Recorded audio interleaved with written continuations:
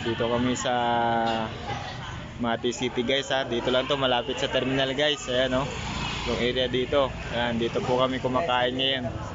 Ayan, may mga kasama kong Germany. Ayan, itong dalawang to. At kay Kuya Bibot, shout out sa mga kasama. Siyempre hindi magpapaulit, Bogan Davao, Mansalor TV guys. Shout out sa lahat dyan guys. Dito kami maghapunan guys. Tingnan natin kung ano yung masarap na pagkainan dito.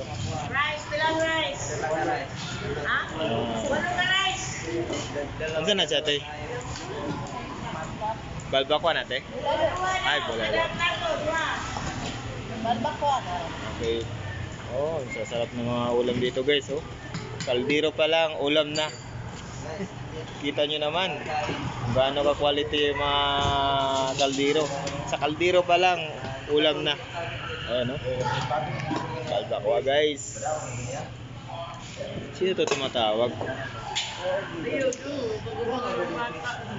Guys, shout out po kay Mami.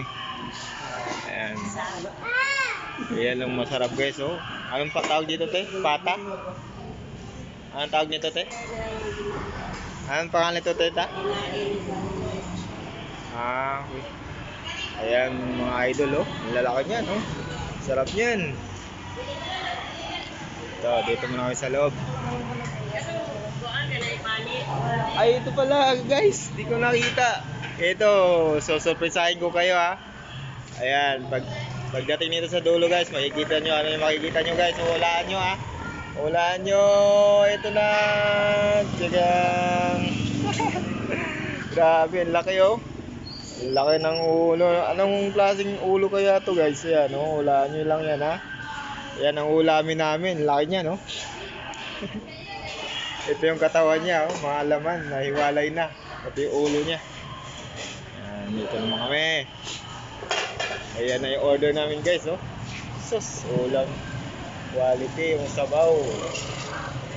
Balbakwa. Ayan, dito na kami guys. Bebesto na kami. Oh, ang ganda ng area dito guys, oh. Ha? Ano ba in-order nyo? Ano ba in-order nyo? Wala lang nyo? Bulalo.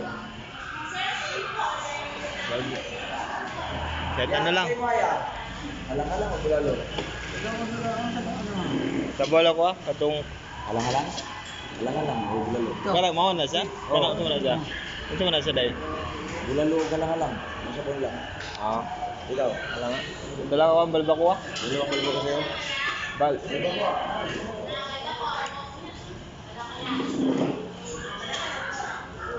Guys, Kuya Bibot guys, shout out sa aking kaibigan na pakabait yan. Alaga-alaga ang Kuya Bogart. Ayaw na lang, ayaw siya po na yun. Okay guys, kain na po kami guys ha.